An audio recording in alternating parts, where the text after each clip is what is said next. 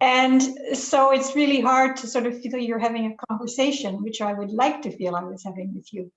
And what we can't do is have actual chats. And I would usually have you work in pairs, but we can't do that. So I'm going to be asking you to do individual work from time to time, and then to post one or two of your responses on chat that other people haven't put up. So it's to kind of create a sense that at least we are talking with each other and it's not just all me doing this one way. So what I'm going to do is do screen share. And the handout is important because basically everything on the slides is in the handout. So with sometimes more detail, references, those kinds of things. So I'm hoping that the handout, you'll use it during the session, but also that you'll have it to take away, because we only have an hour and a half. And if we don't get finished, at least you'll have everything on that handout that I was hoping to raise as issues. So the first thing I want to say is something about the title. And I chose this because, you know, we each bring a particular perspective to our research. So although what I'm doing is talking about qualitative research as a process, and there are many different approaches to qualitative research, I'm bringing a narrative researcher's perspective. So what I'm going to be talking about are things that I think are generally applicable in doing qualitative research, but you have to always remember that I'm bringing a narrative researcher's perspective.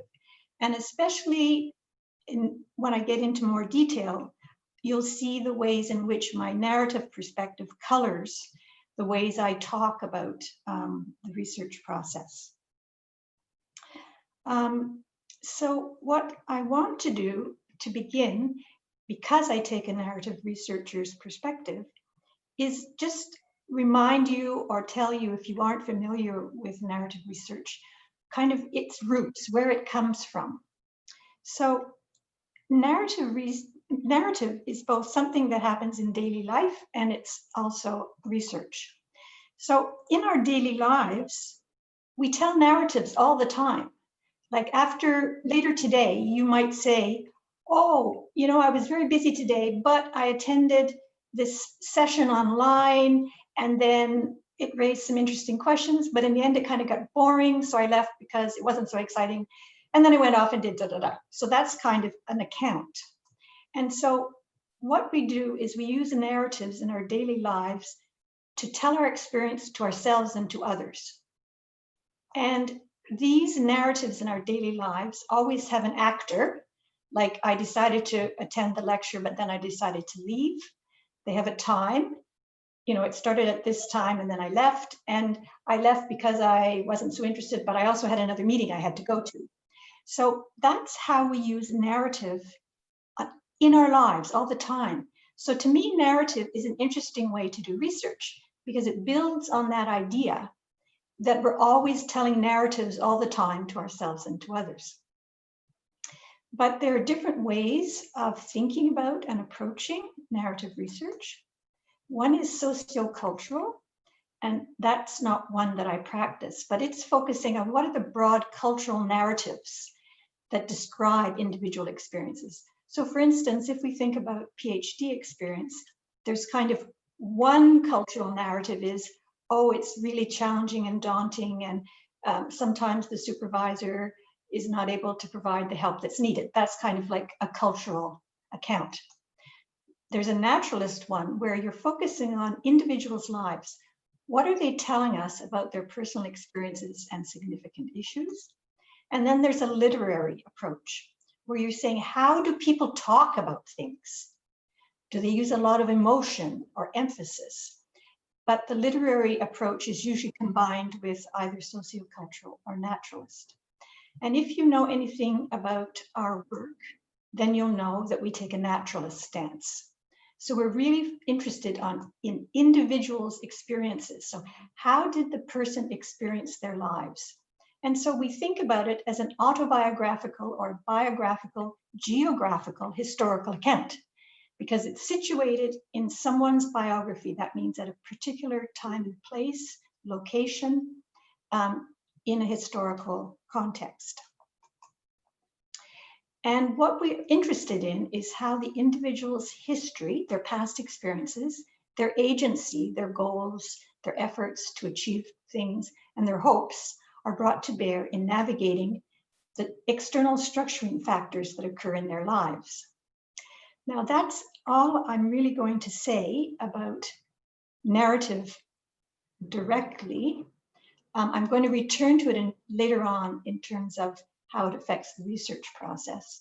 But on your page 1, where this is in your handout, you'll notice there are a number of references there about narrative if you want to explore narrative more, if narrative is new to you. So now I want to go on to the research process. So how do you see the research process? I'm assuming you're all doing some research in some manner. And I want you to make a list. You see a space on page 1. Make a list of the steps and stages that you think are part of the research process. Try to generate at least 5. And once you've written down as many as you can think of, use chat to name one, so I can just see. Now, if I can find chat, can I find chat?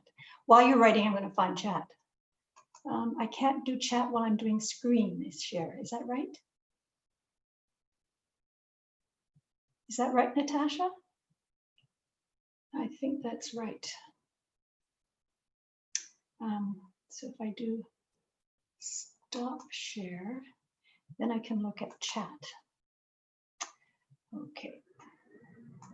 Okay, so you're still, I hope, writing down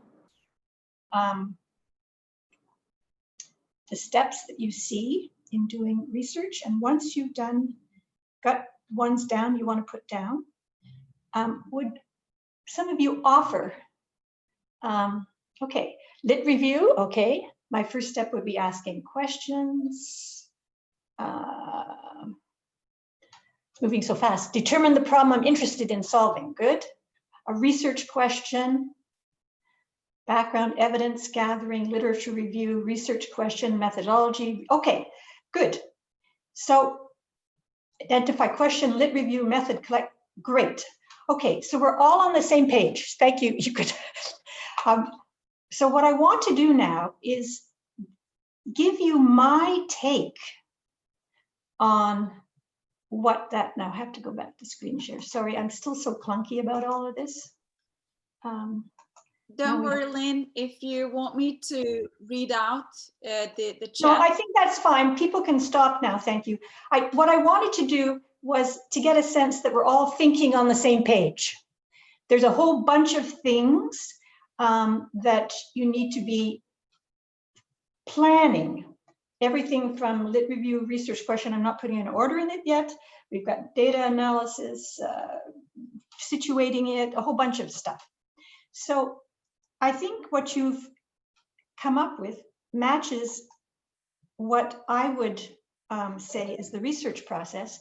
And I may not use the same words as you, but I want to walk you through the way I kind of conceptualize it. And there may be a couple of steps that maybe you hadn't considered. And the acronym is PEPCOMAIR, which is like terrible. But it's because I ended up with so many steps.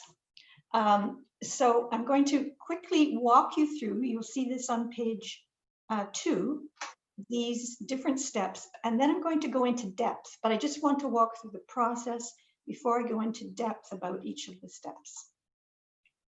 So people put questions, so the purpose, what's the question that's driving it? What's the focus that's driving it? I think we saw that. Ethics, I don't know, I may have missed it. I didn't notice ethics being there. And what I want to focus on is not just the formal requirements, but also the lived practices of ethics. How do we act ethically? in doing qualitative research.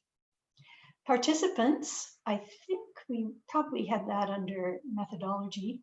I want to think about who is involved, what criteria do you use, and what kinds of recruitment methods are you using. Collect. Now, I hope this will be interesting for you. The question for me really is, how many tools are you going to use in collecting data? How often will you collect data? What mode will you use? What mediums? I'm going to come back to that in more detail, because I think as qualitative researchers, we don't fully draw on the range of tools that we could, that would give us a richer understanding of what we're trying to study.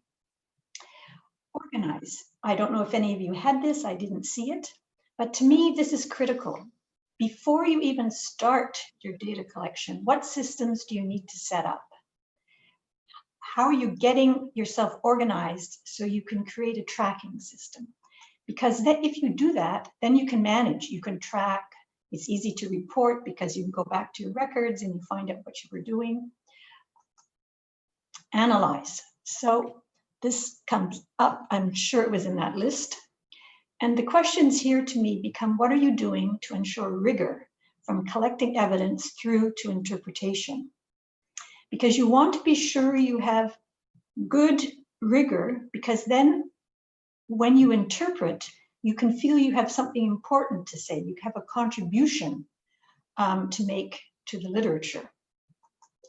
And then the last step, which I think many people don't really think about in the research process, but to me, it becomes really, really important, especially as social scientists, because if we're doing work about people, doing research about people, then we have to think, how are we using that research to help people?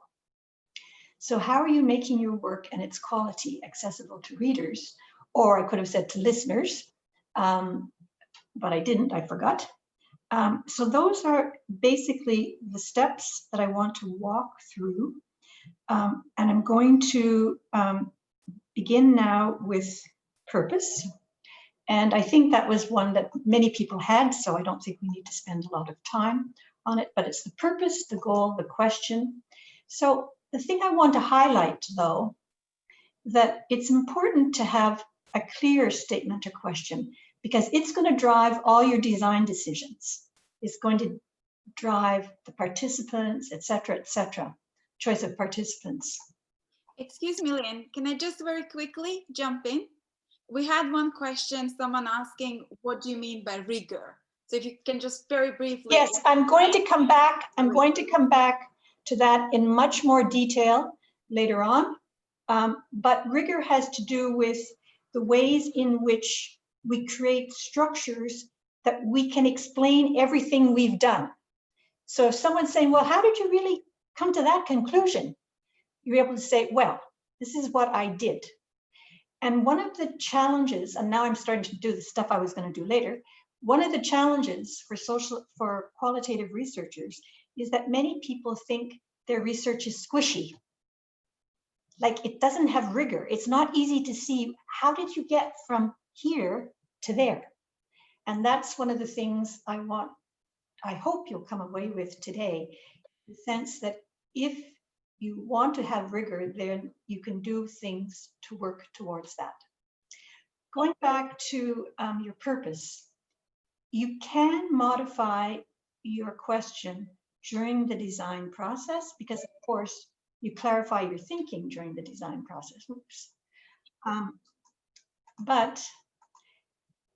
And you may modify it in the analysis, but you can't really substantially, because you've already collected data in light of the question you asked. So having a clear question is really important. So here's an example, and we're going to look at this example a little bit later again. How do social science PhD students navigate or perceive their PhD journeys?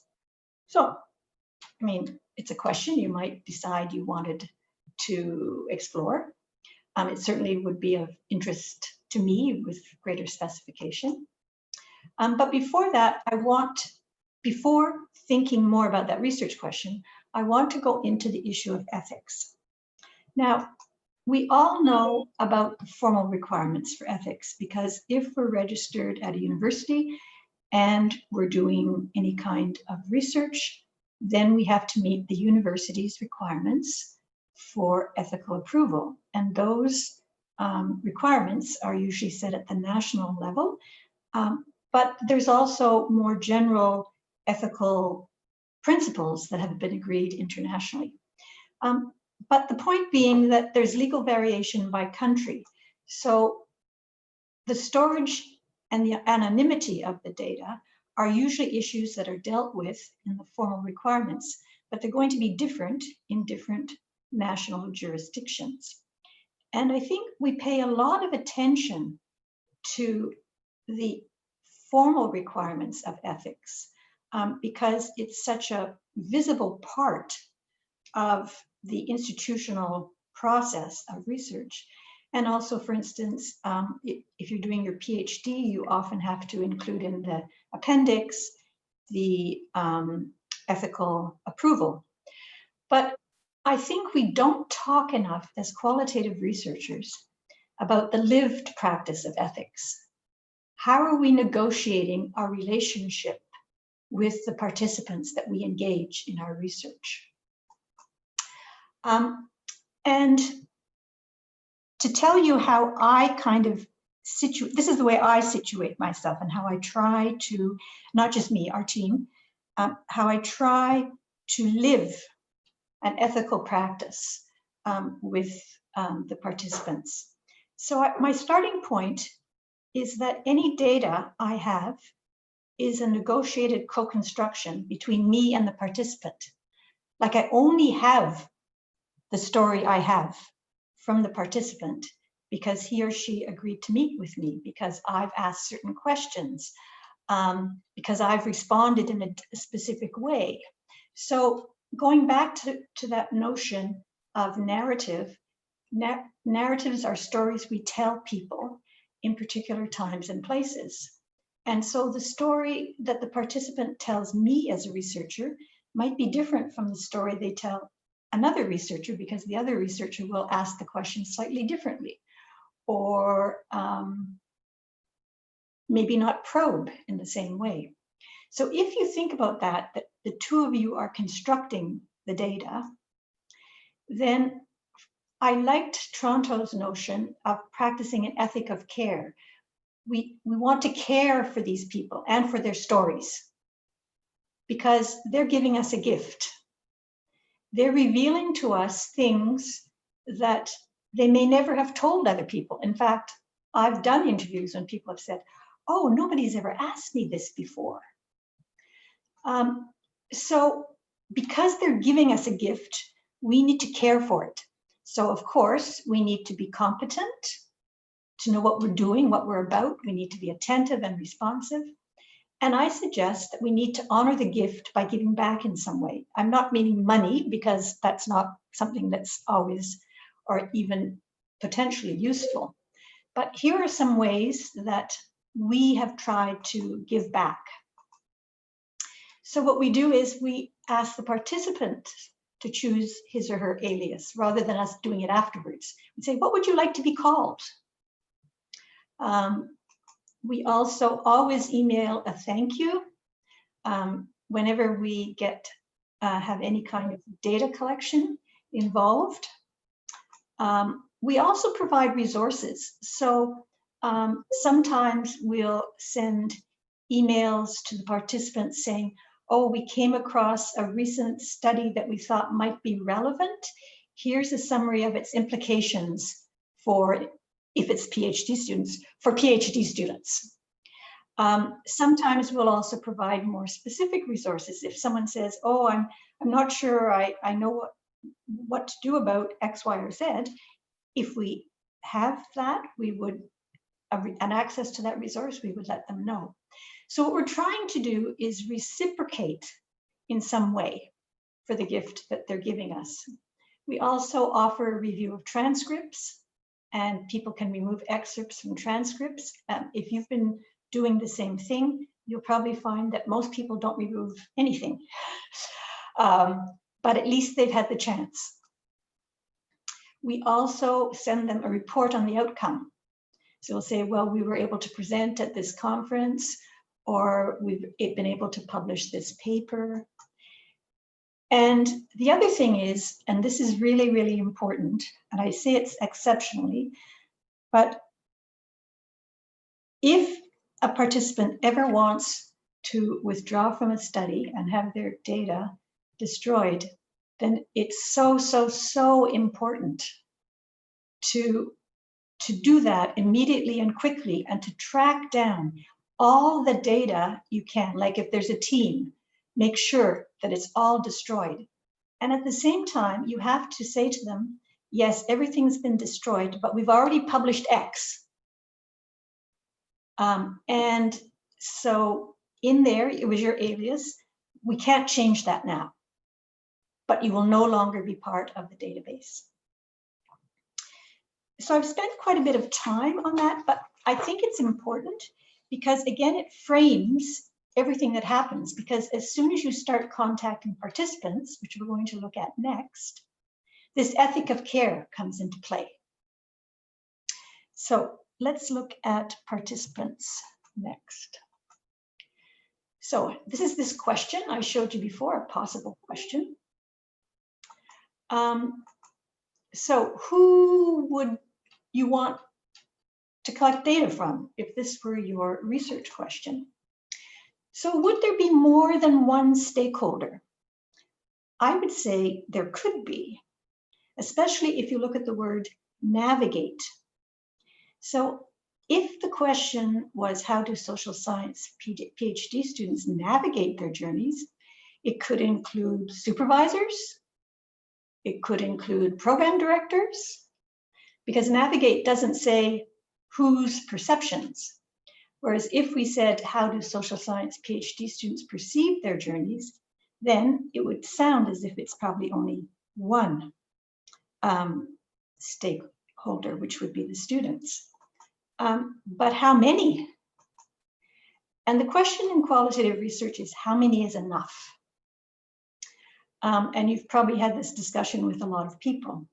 And I think it comes back to or one of the ways of thinking about it is the extent to which you're capturing enough of the different perspectives to be able to be representative in answering your question, but also how much depth of data, how many sources of data for each case are you collecting? So you're trying to balance breadth and depth, and I'm going to just mention that again later on.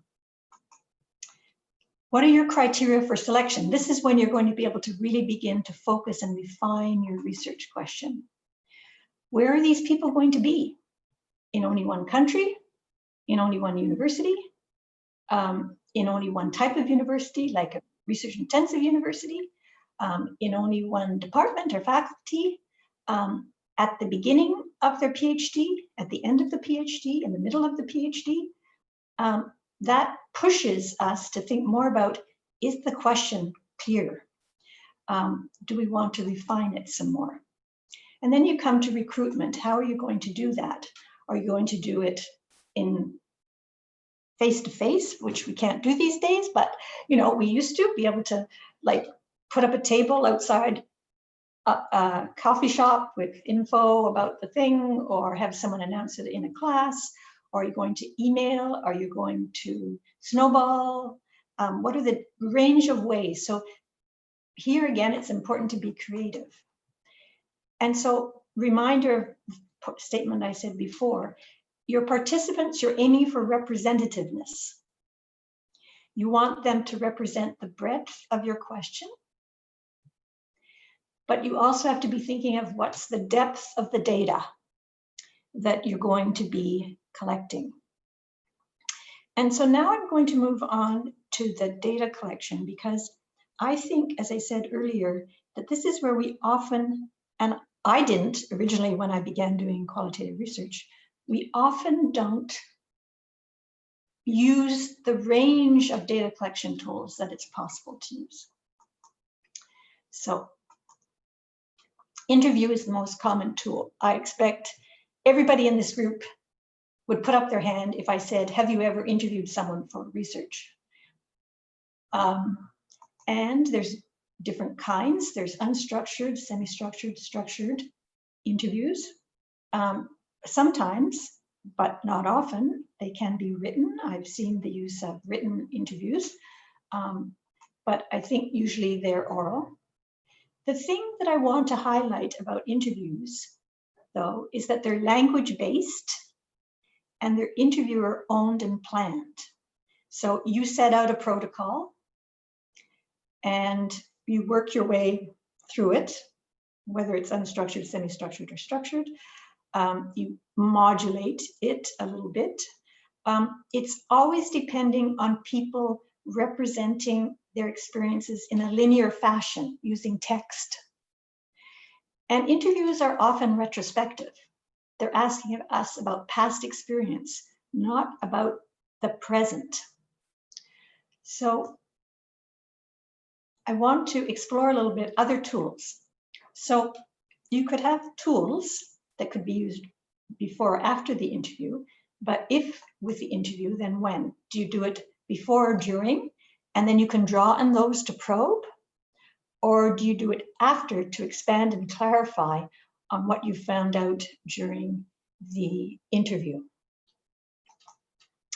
So what I want you to do now is make a list of different data collection tools you've used or read about, and try to come up with at least 3. And then, as before, post 1 or 2 on chat, and so we can see what you come up with. And I'm going to stop share. And if I may add, Lynn, there have been there has been a very vibrant discussion in the chat about using pseudonyms, about how you go about it in relation to gender, in relation to your participants' choices, how to negotiate everything. I'm just trying to summarize it, so I'm not sure if you want to have a look. Great, thank you. My idea would be, is there some way to save the chat, and I'll compile kind of a response afterwards that could be sent to everybody?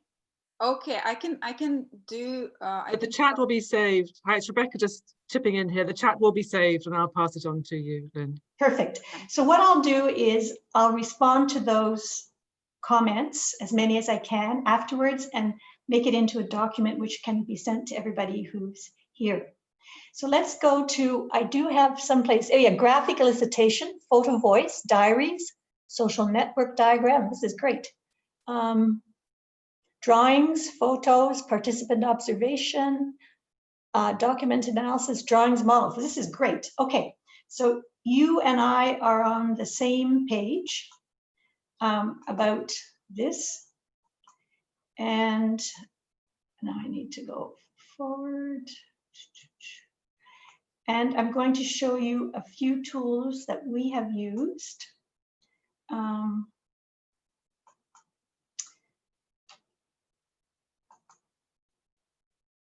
Okay. So the things to consider when you're thinking about other tools is 4 things in my mind: combining, frequency, mode, and medium.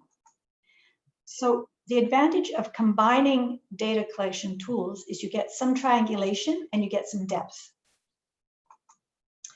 Frequency, that brings in the whole possibility of longitudinal, where you collect the same data more than once, so that you can begin to see whether there are consistencies or differences, and also you can do some triangulation. Will the mode be written, spoken, drawn, snapped? By that I meant photoed. So some of you already noticed that. You put visual, and I call those visual methods, and you'll have noticed in the handout that I've provided some references and some Q&As to visual methods, because I think those are particularly powerful. Medium is going to be face-to-face, phone, virtual. And what's the value for us? we think they can be more interviewee owned.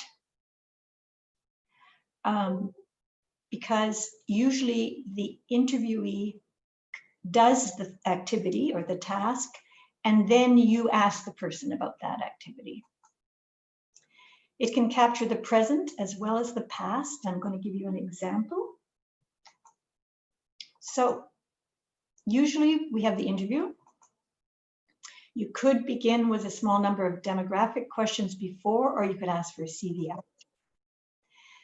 We use this tool, and you'll see it on pages 3 and 4. It's not exactly how we used it in our research. It was a week in the life, and we asked people to complete it about the week they were in.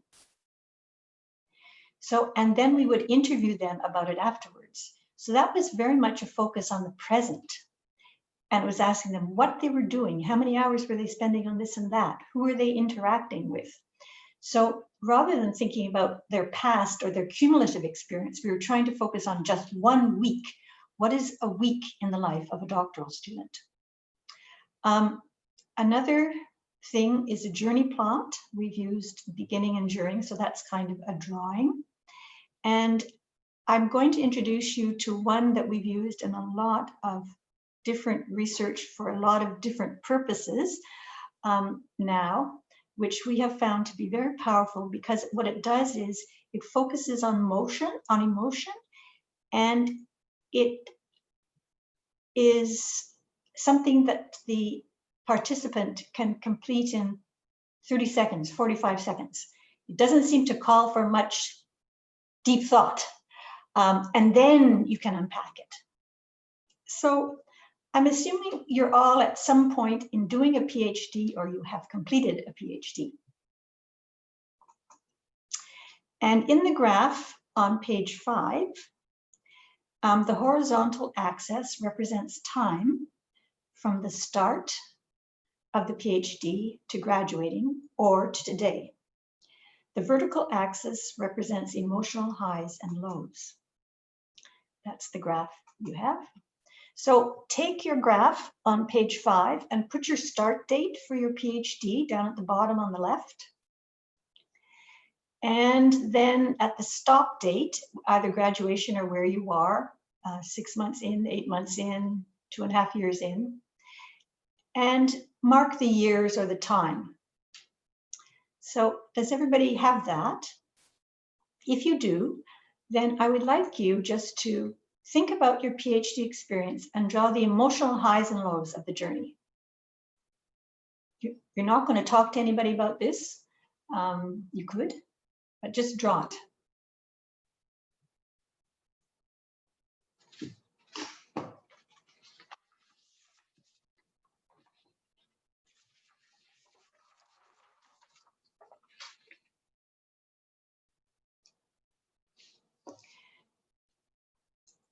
Now, one of the things we have found in doing this exercise is it's quite variable, and people love talking about it. And this is a relatively common one, but I'm not saying it's common. It's a pattern that we see a certain amount of time. And it often involves, not quite sure heading in, then, oh yeah, hey, everything's going well, then a number of ups and downs, and then at the end, usually, but not always, up. But sometimes it goes way down. And some people have ones that are mostly below the midpoint, other people have ones that are mostly above. But the point being that if you use this, it doesn't have to be for this purpose, it could be for another purpose. Then it creates the person already has a set of experiences in their mind. They've created something for you to talk about with them. And it lets you then prompt to find out about each high and low. So tell me about this point here at the beginning when you entered, you weren't sure, positive and negative. What happened? Who was involved? And why did it suddenly go up so high? What happened then? How did you feel? And what you do is you ask the participant to write in his or her own words, what the different points are. And then, so you have that drawing, and then you also have the interview. So what it does is it lets you ask a similar set of questions, but modified to each individual's experiences. So that's why I say it's more interviewee owned than just using an interview alone. The other thing is that, as I said, people seem to like to talk about these experiences. And even when they're 4 or 5 years after graduation, they still are able to draw this very, very quickly.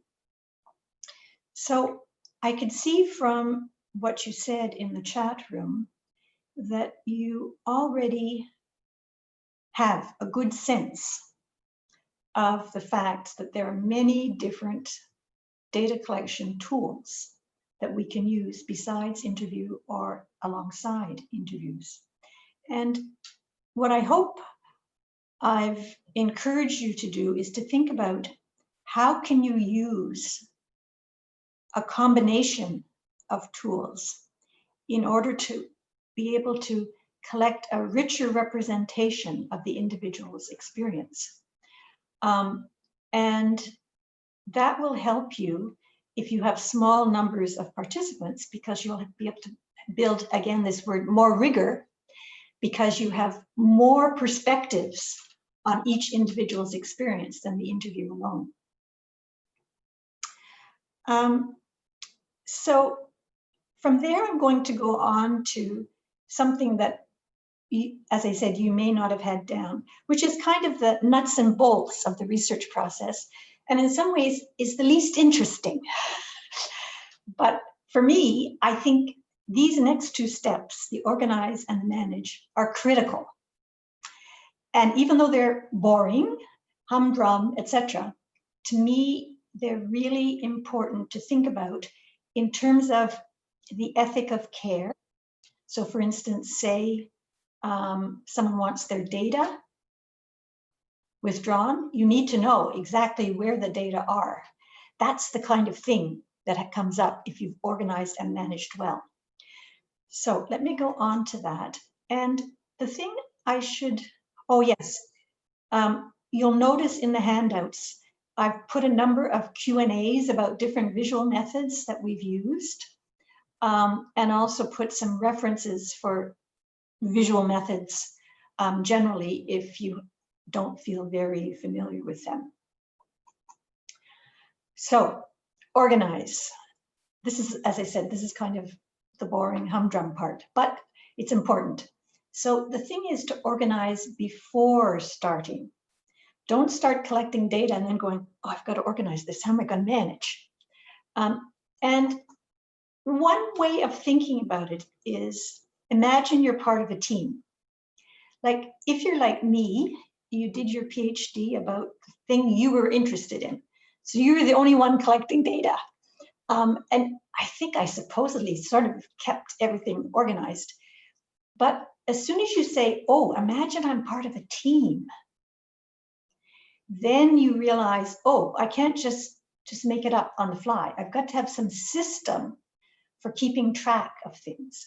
And as I said, having this system of organizing before starting is also helpful for you in ensuring an ethic of care with the participants. So you know when you've communicated with them, how they've replied, what data you've already collected, where the data are stored, those kinds of things. So you want to create an organization storage plan, and you want to create procedures.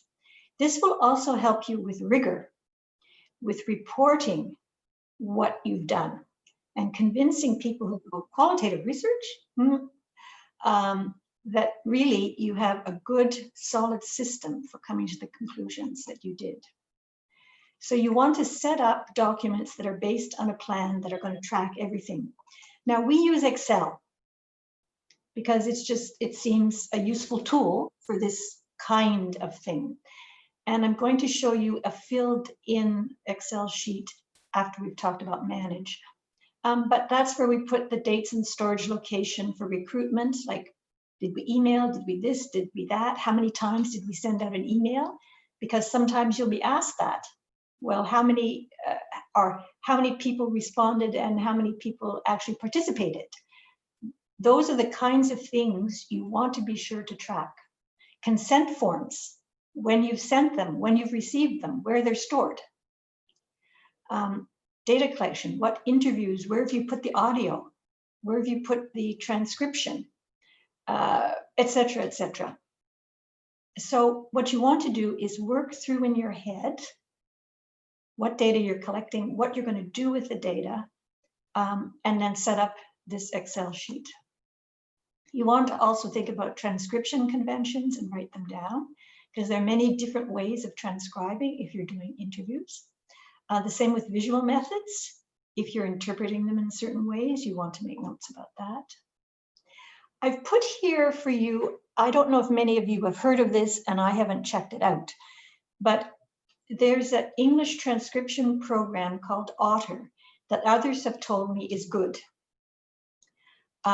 So if you're looking for help with your transcription, you may want to check it out, because it's a certain version of it is free.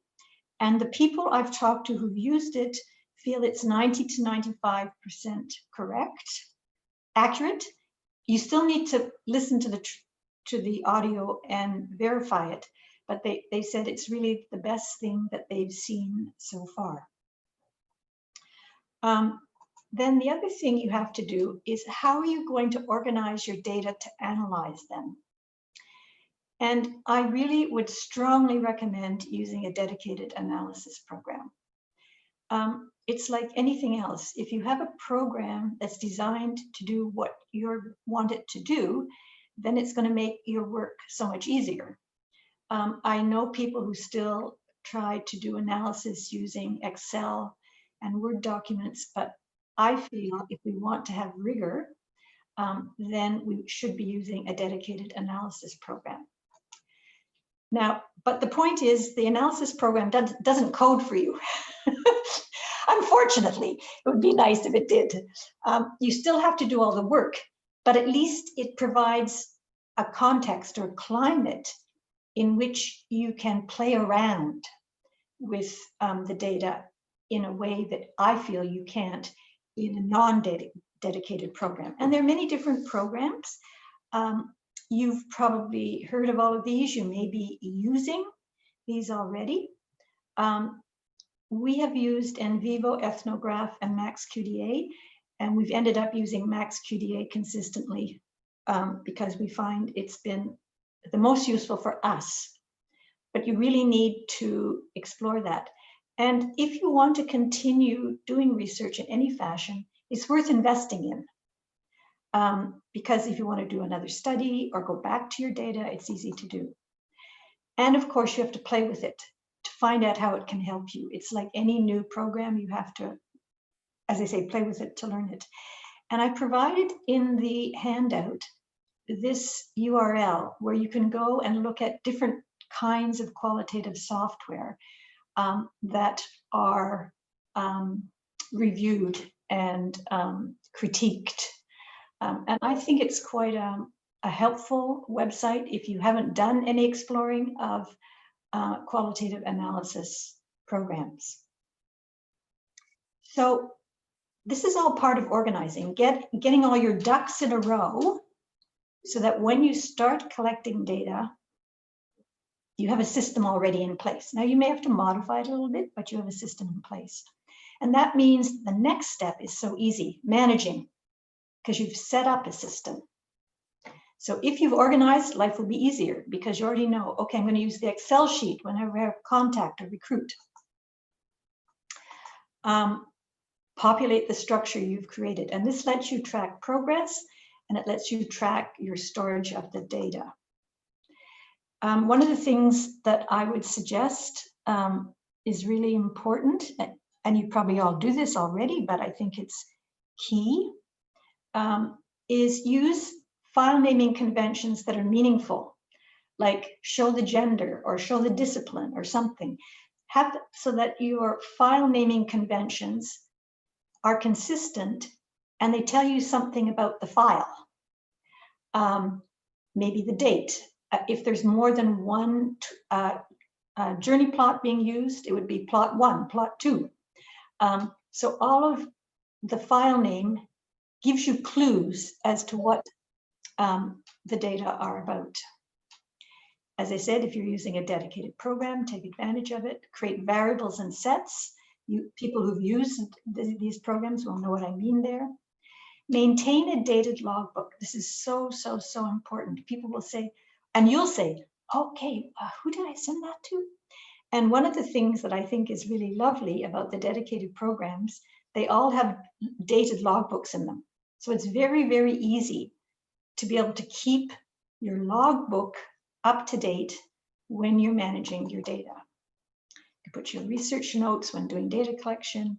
You can note when new data are added. You can note issues with data collection. Ooh, that interview was more problematic than I'd expected. So here is an example of an Excel sheet from an earlier study, as you can see a long time ago, where at the top, very first row at the top, you can see we've put down the file naming convention. We've named how the file should be named. Then we've used names to show gender. And then you can see we've got logs being sent. We've got pre-interview questionnaires being sent. We've got interviews being done. We've got transcripts being done. So all of this is being reported. We can quickly go back and say, how many logs did we get? So Mike, we only had 2 there. Here, Monica, we had 3. So it gives you a means of knowing where your data are. And this is aside from how you organize your data in your qualitative software program. So that gets us to the fun, what I think is the fun, but the hard part of research, which is analyzing and interpreting. And here what I want to do is really highlight the difference between a general qualitative approach to analysis and interpretation and a narrative approach to analysis and interpretation. So what I want to do is walk you through how I see analysis and interpretation generally being done in a way that, to me, I'm coming back to this word again, helps ensure rigor, that helps ensure that it's really robust, that you could always track back, that you can explain to others. So the first thing, and you'll see this on page 7 and 8, before you actually start analysis, get a sense of what you actually have. And by that, I mean read or look at everything. We often forget to do that, I think, as qualitative researchers. But we collect data over a period of time, and recency has an influence on what we recall. So if you've been interviewing people over 6 or 8 weeks or 4 or 5 months, what the data you have most recently is going to be most present and influencing your thinking. So it's really important to go back and read through everything. Remind yourself of the big picture in relation to your research question. And then you can begin what I think is such an hard, not so much talked about, is begin data reduction and display. And the book by Miles and Huberman, 1994, has been republished a number of times. I don't know how many people, how many of you are familiar with the book, but I think it's a wonderful resource, because what it says is when you have a lot of data, you've got to try to make sense of them. So you've got to kind of represent them. You've got to display them and reduce them, especially with a lot of data, in a way that's low inference and avoids interpretation. Because you don't want to interpret yet. You're just trying to make sense of what you have. And the book by Maas and Huberman shows multiple ways of doing data reduction and display. I'm sure there are other books that are also equally useful, but this one, as I say, has continued to be reissued, so I feel it's still kind of a useful go-to book. So it's really important to do this generally, I think, data reduction and display, because you begin to be able to see the big picture, but in a reduced way, but staying low inference. And it's really important if you have multiple data sources. So if you have an interview and you have a journey plot and you have a weekly log, how are you going to represent those in a way that preserves what's unique about each and helps you understand the experience of the person whose story it is. Then after you've kind of done that, then you can say, what are the data saying? Because you have a sense of them, you've thought about how they're similar and different. And here, I know this sounds maybe too picky, but I think you should always code in context, having reread all the data. So for instance, if you started coding an interview and then you left it, then before you continue coding the interview, you should, in my mind, this is my view, reread the interview again. Put yourself back in that place before you continue coding. So that when you're coding having the big picture in mind. Because I think it's too easy for us as researchers, particularly if we've collected the data, to focus on specific answers, not thinking about what came before, what questions were asked of the interviewee that might have led to this kind of response. Again, develop a code book and code definitions.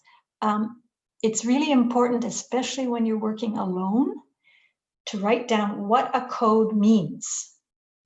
And that's one of the advantages of qualitative software, is you can actually create a code book and code definitions within the system and generate a code book whenever you want.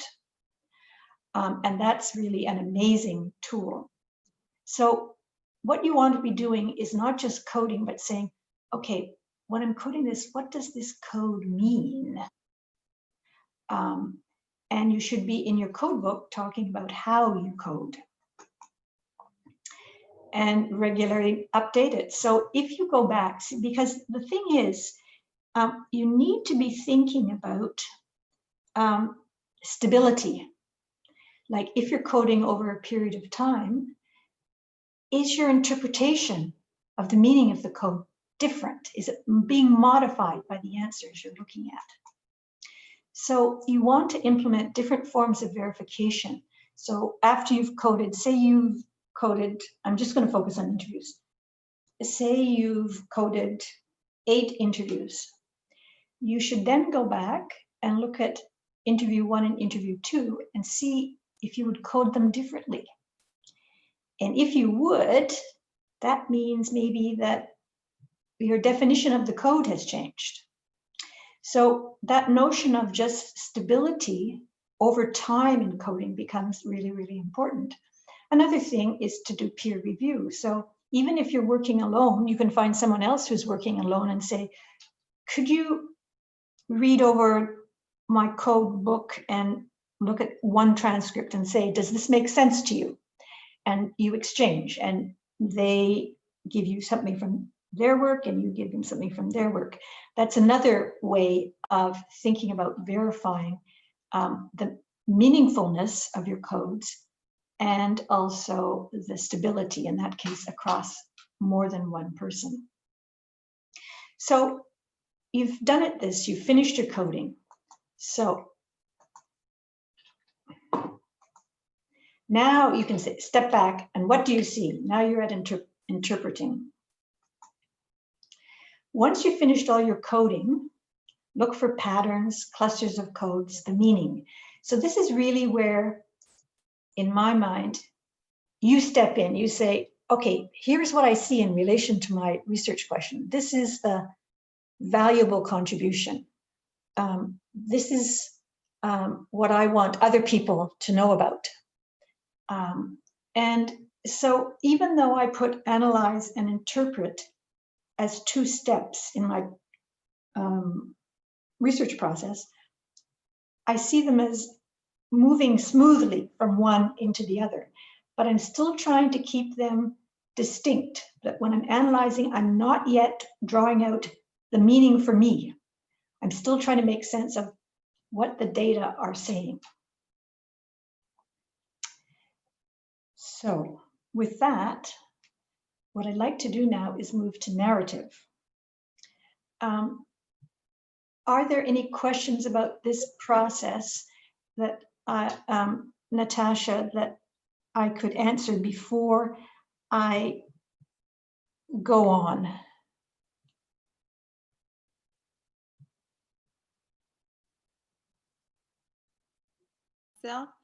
So Lynn, so would you like me to read out through some of the chat? No, only if it's about analysis and interpretation. Well, there are quite a few messages here. So there are questions, for example, are we supposed to use theoretical themes already existed or new emerging themes? Okay, I'm also, well, it very much depends on what you're doing. I think, I don't know the origins of that question. You may have some themes that are already present from the studies that you feel you should be looking for, in which case then you would look for those because you'd say that's confirmatory. But to me, I would never ignore emerging themes. Because part of being a qualitative researcher, to me, is, and one of the gifts of being a qualitative researcher, is you're always asking why. And there's so much about human experience we don't understand. So for sure, I would pay attention to emergent themes. And to me, those are the most exciting. And they may not actually lead anywhere in the study you're doing at this point, but they could point to interesting future studies. So to give you an example of that in our own work, this is going back a long time ago. When we first started studying PhD experience, hardly anybody mentioned the role of personal lives. But we began to see this emerging in our data, and we're going, oh, this is really interesting. People haven't been talking about that. And that led us to use a visual tool, which in fact I've described in the handout. It's the card exercise, where we thought, okay, we have to understand more about the connections between work and the rest of life and relationships. So that's an example where at the time we weren't aware of it, and then we saw it emerge and we were able to do something about it. And since then, more and more people have taken up that point. I mean, we aren't the only ones, about the interaction that's constant between PhD experience and the rest of our lives, or not my life now. My PhD is a long time ago, but it was very much a part of my life at that time. I mean, it's one of the reasons why it took me 9 years to complete my degree, because there were a lot of things going on in my personal life that made it incredibly difficult to keep a focus on my PhD. And surely many people would relate. So I think I'll just read through a couple more, and then only one more, because we need to, sorry. Because as we said, we would go through all the questions, and you very kindly agreed to have a look at it. So that's really precious. Okay, so for example, I'm just reading the last one. So how would you code a narrative if you're not thematically analyzing it? Would you always code? What if it is a holistic content analysis and not thematic analysis? I find it, I'm sorry, that's a hard question to go into, because remember, I'm using a narrative perspective. Yes, yes, that's right. So my first response is we tend to use a holistic perspective. That's our starting point. But at the same time, we can be very interested in specific things. So to give you an example, we're in our longitudinal research, which is the easiest one to draw on, we followed people for 4 to 7 years, and we tried to understand the totality of their experience. But what we began to see was interesting. We thought, there's something here about the relationship with the supervisor. We want to understand more about that. And then we did do a focused analysis where we said, let's see what they have to say. But we were always doing it within their broader life experience. And that's what I want to try to show in my next slide, is how in our narrative approach, we try to stay focused on the holistic nature of each individual's experience, and then seek out patterns of similarity and difference. I'm going to have fun reading the chat. I can see that. Okay. Definitely, I can say that. it's very engaging. It's very vibrant. So it will be interesting. So, I mean, really, this, you see, when I do this face to face, it's a day, and then there's time to explore these questions. Okay, so for us, the very first phase is individual cases, synthesizing yet preserving the uniqueness of the account.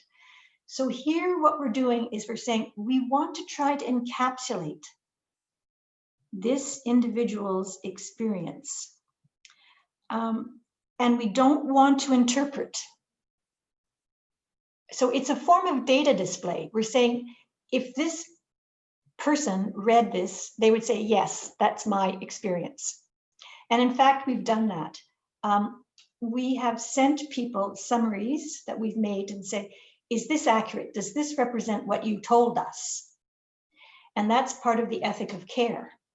Because then if they say, yes, that's fine, then you feel, okay, I can go on to the second step, which is me interpreting the story.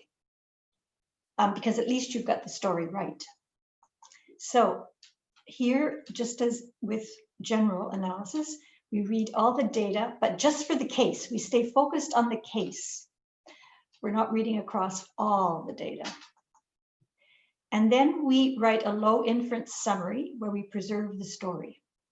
And these are just for us. There are data displays. They can vary in length. They can be 500 words, they can be 300 words, they can be 1,000 words. It depends how much data we have. But what we're trying to do is summarize the different sources of data in a way that then we can look at without always returning to the original data. But we do return to the original data once we start coding. Because if we code at a broad level, we don't subcode. We're just going like this thing about supervisor, or it might be jobs held, or whatever.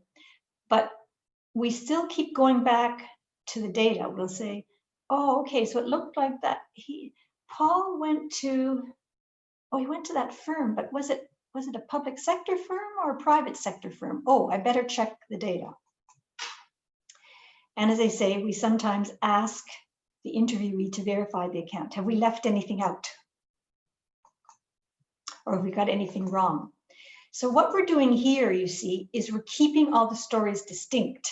Whereas in the previous, more general approach to qualitative research, we often don't keep the stories distinct. We're looking across people.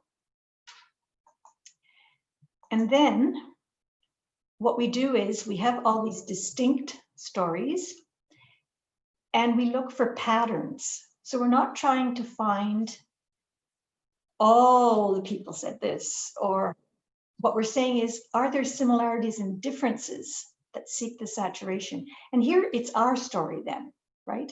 We're saying, when we look across these 15 people who have just completed their PhDs, this is what strikes us about their stories. There are certain things that are similar, but there are other things that are quite distinct. And the reason we want to keep this distinctness is because of our approach to narrative, which is naturalist. We're trying to remember that each individual has a unique experience. So there may be similarities in their stories, but there's also going to be difference. So here you're doing these higher inference interpretations. And again, you want rigor, so you want some dependability in the conclusions you're coming to. So you could be using your code book consistently, finding a critical friend, having them read some of this stuff, intercoder reliability, stability over time, all the issues that came up with general qualitative research come up again. But here it's important that the individual doing the checking with you understands narrative. And I think that's one of the things that I find so exciting, is that more and more researchers in higher education seem to be taking up narrative as a research approach. Whereas when we began using it, it was really relatively rare, because I think it has some wonderful gifts in terms of what it can contribute to research. So you've done all this work, you've analyzed and interpreted, and what we often don't include, I think, in the research process, which to me is really, really important, is how we represent or report the results of all this work. And so I'm going to give you my take on how we do it, and it's very much influenced because of my narrative approach. So we often see quotes used in qualitative research, and we very rarely, if ever, use quotes. And there's a broad reason for that. And that is that it's too easy for them to become disembodied and decontextualized from when they were told and by whom they were told. And we're not alone in saying this. I mean, one of the things that is interesting is there's a little bit of exploration in the literature about quotes and this notion of scientific reporting and artistic license. How do we manage these, right? We're representing other people's lives, and it raises ethical and aesthetic issues. And there's this interesting article by Corden and Sainsbury that says people rarely explain the choices for the quotations they use. I mean, we just kind of use them. That there's a lack of conceptual and theoretical basis for their use. Because, and this goes back to rigor, you could cherry pick quotes, if you know what I mean by cherry pick. You know, we can almost always find a quote for what it is that we're thinking about and wanting to talk about. And so to me, that's one of the issues around the use of quotes. I'm not saying that you should stop using quotes. I'm just trying to raise it as a question that if you're going to use quotes, could you explain how you've decided to use them, why you're using these ones, etc. We use a different approach. We rarely use quotes. We use narratives instead because we're trying to get at the totality of the person's experience. And I'm going to show you one of those shortly. And minimal or no use of participant quotes because we think of them as disembodied and decontextualized. The reader can't know the background, who the person was. We have a few exceptions. If someone has already been cameoed in the paper, so for instance, if we've already told Mario's story, then we might say Mario said, because then the reader can make sense of that quote in terms of Mario's broader story. And then it's usually only a few words. So we might say, he said his supervisor was brilliant.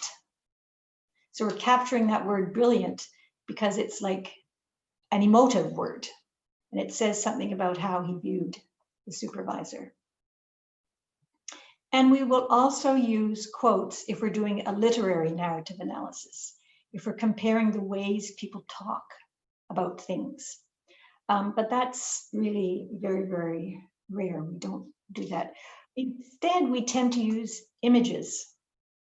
So we've had papers where we've used modified journey plots. We never use the journey plots that people created themselves. We will redraw them and write out any kind of personal revealing details. But we use images because those represent what people have told us, and they can tell a story in powerful ways.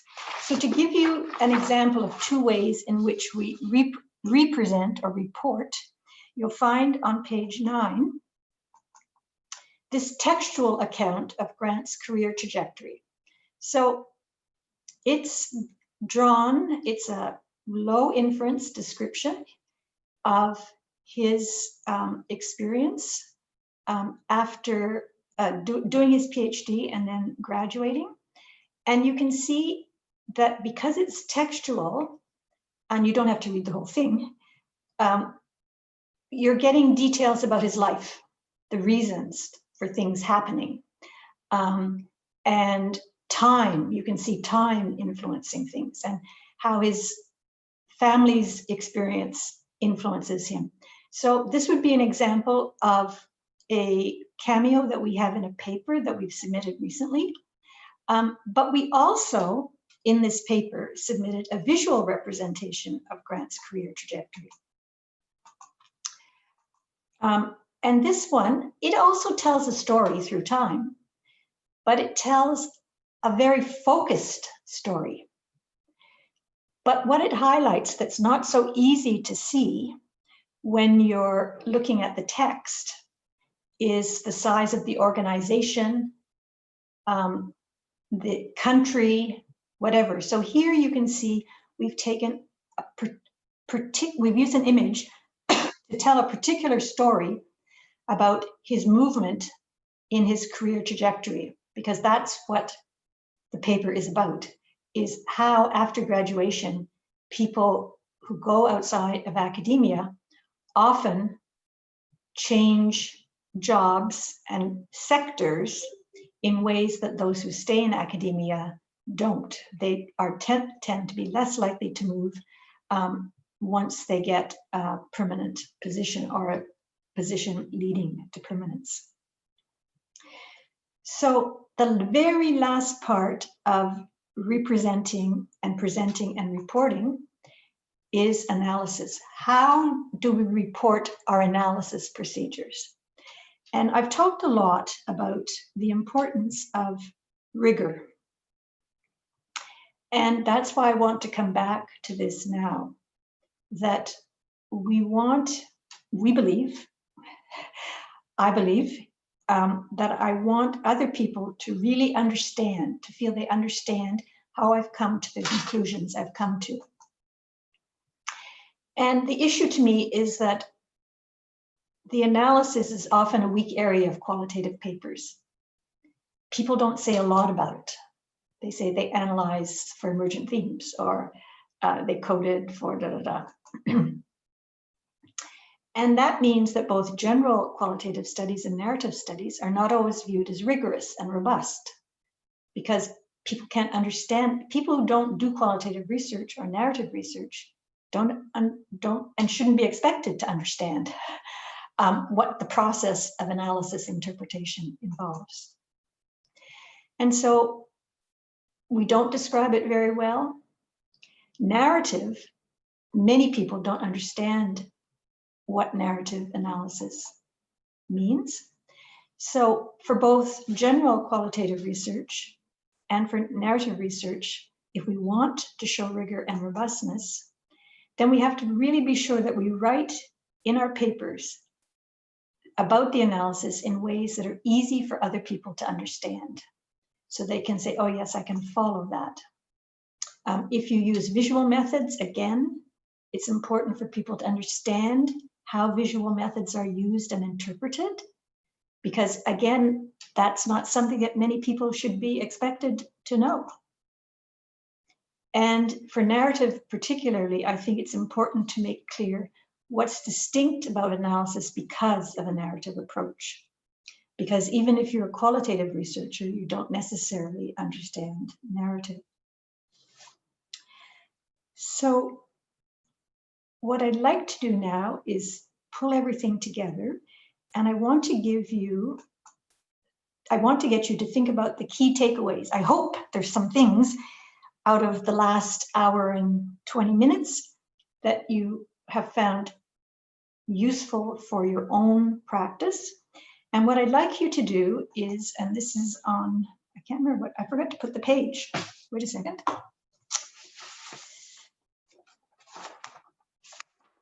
Page 10. Review your notes, and then on page 10, try to write down 3 takeaways, 3 things that you're going, okay, I think I could use this, I think I could use this, I think I could use this.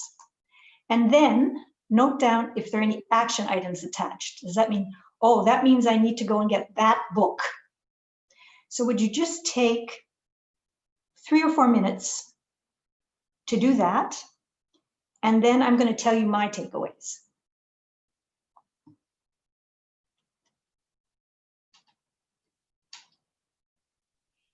Now, ideally, we would have background music. Really, that would be nice. Can Zoom do this yet? Yes, some smooth jazz or something very, very non-intrusive, in the background. So I'll just, not talk. You could send it into Zoom and say we need this for when people are doing individual work. Yeah, I think recently, yes, I was at one conference that actually had music in between, and also every time when no one talks, they would play some background music.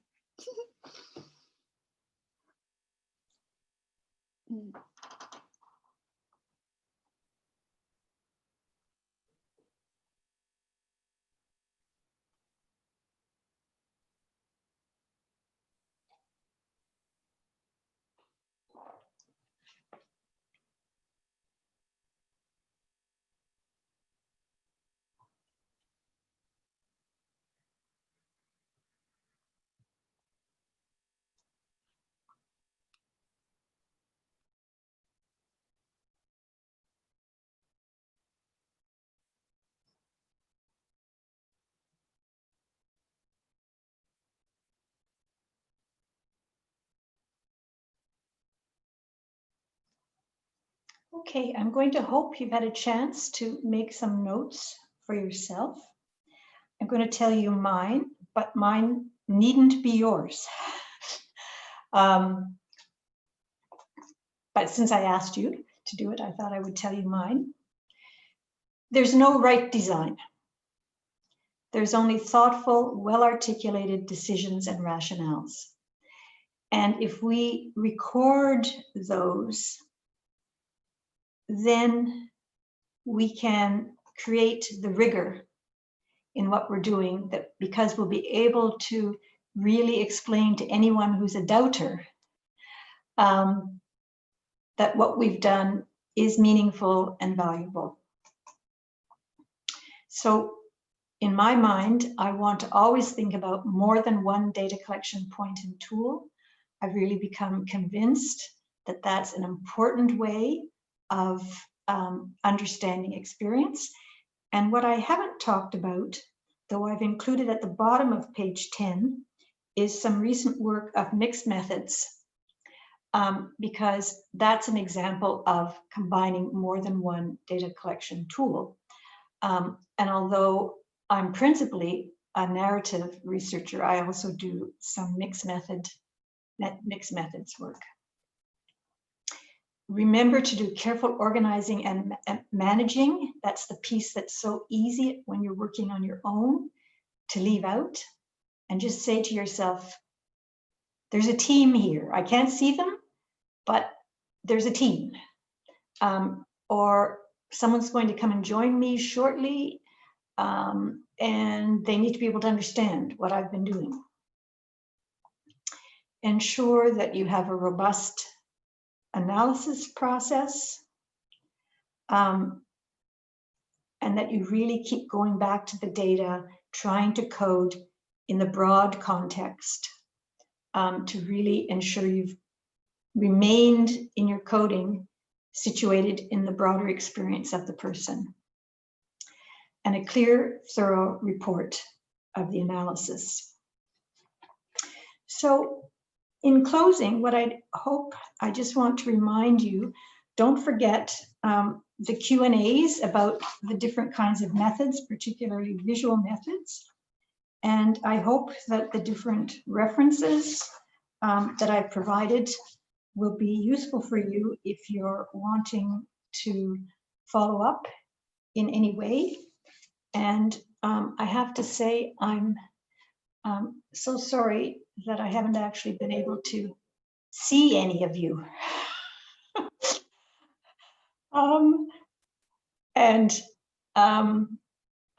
I wish you all the best in whatever your life holds, in your research, whatever, and good luck. Thank you. Thank you, Lynn. Thank you, everyone. This has been such a rich webinar with so much food for thought, I'm sure, for everyone. So I just want to close the webinar with saying thank you, of course, and thanks to everyone for attending the webinar, and we hope to see you soon at another event, public event. Thank you very much. Bye. Bye. Take care, everyone. Take care. Take care.